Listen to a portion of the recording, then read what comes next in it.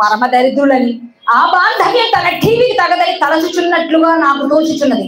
ఎలాగైనా అవ్వకు కలిగిన ఐశ్వర్య గర్భాన్ని ఆమూలాగ్రం పోగొట్టి పరమేశ్వరుడి మహిమ కాస్త తెలియచేస్తానని అక్కడి నుంచి బయలుదేరి వెళ్ళిపోయాడండి నారద మహర్షి వైకుంఠం నుంచి. ఇక్కడ వైకుంఠంలో ఎలా ఉందండి, ఇక్కడ మధ్యలో మాట్లాడితే నేను ఆపేస్తాను సుమి.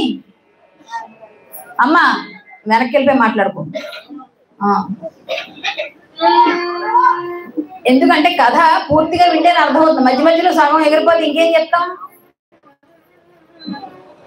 ఇక్కడ వైకుంఠంలో ఎలా ఉందో చెప్తాం. అందుకే సంగతి ఇది ఎందుకు పోయింది అనుకుంటున్నాను. తమ్ముడు నేను తర్వాత చేస్తా హరికథలో ఉన్నా. చూశారు బీజేపీలను వాటిలో ఉంటే ఇలాగే ఉంటుంది, ఎప్పుడు ఏ పని వస్తుందో తెలియదు.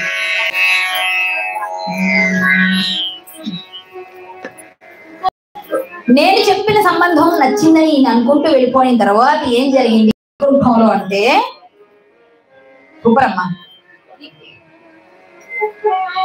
నెక్స్ట్ ఇయర్ సార్ మీరు బయట పెద్ద పెట్టించేసి హరికథ పెట్టాలంటే మొత్తం వీధంతా కుర్చీలు వేసేయారండి. 10 రోజుల నుంచి అనౌన్స్మెంట్ చేశారంటే మొత్తం వచ్చి కూర్చుంటారు, అంతే కదా. సడన్ గా అయినప్పటికీ మన వాళ్ళు అందరూ చూసారు ఎంత ఇంట్రెస్ట్ ఉందో. ఇంతమంది రావడం నాకు చాలా ఆనందంగా ఉంది. మీ అందరికి ముందుకున్నామో ఒక్కరు మీ అందరికీ నమస్కారం. నిజంగా నారాయణ చక్రవర్తి గారికి ధన్యవాదాలు ఇంత మంచి శ్రోతలు ఇచ్చినందుకు. ఏం కాదు, ఏమవుదు, పడితే కింద పడతాం, కరాటే వచ్చి కదా పర్వాలేదు. ఇక వైకుంఠంలో పరిస్థితి ఎలా ఉందండి చూద్దామా ఒకసారి. ఎలా ఉంది వైకుంఠానికి వెళ్దాం. నాథా వెళ్దామా, రెడీయా? అబ్బో వైకుంఠానికి వెళ్దామంటుంది, వెళ్దామంటే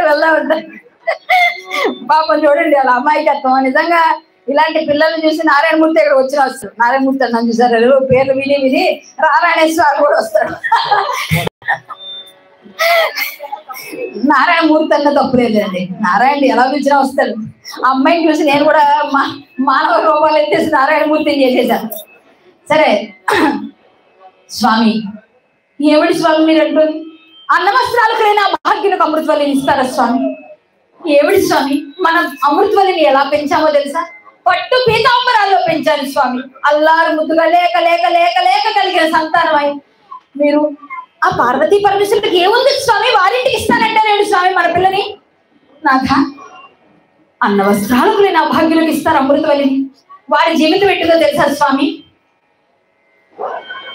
కొండకాపురంబు నాథ వారి జీవితం ఎట్టిందో నేను చెప్తే వినండి స్వామి. కాఫీ తాగుతున్నాను కాబట్టి కాఫీలోనే పాడతాం. కొండకాపురంబు తిండికి భిక్షంబు అంటే రాగం చెప్పేయడం కూడా కాఫీలోనే అయిపోయింది చూసారు. అదే అన్నమాట మా గురువు గారి దగ్గర నేర్చుకున్నాం ఈ మధ్యనే. ఆయన ఏదో ఒక రాగాన్ని చెప్పాలంటే ఆ రాగాన్ని కమ్యూనికేట్ చేసేస్తారు. కొండకాపురంబు తిండికి భిక్షంబు సర్వహారములు పిజాచి మైత్రే. పట్టుకోవా చల్లరు నాకు. ఏ కొండకాపురంబు తిండికి భిక్షంబు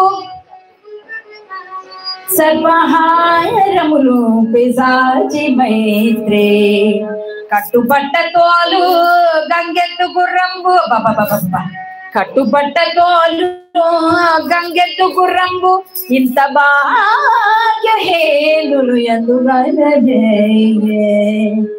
స్వామి ఈ అండకు ఎండి వానకి తెలిసే కొండ మీద కాపురం భవతే భిక్షాందేహి అని చిప్పబట్టి యాచించే జీవితం. నాగు బావుల నగలు, మురికి తోళ్ల మునబట్టలు, కాటిలో కాపురం, గంగెత్తు వాహనం. అబ్బబ్బబ్బబ్బబ్బా జుగుప్సకరంగా ఉంది స్వామి.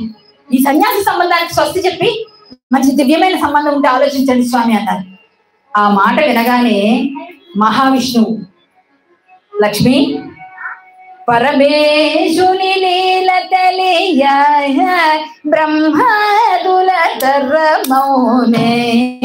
పరమేశుని లీల తెలియ బ్రహ్మాదుల తరమౌనే. కలకంఠుడు నీ దృష్టి వికారి వలె గోచన. పరమేశుని లీల తెలియ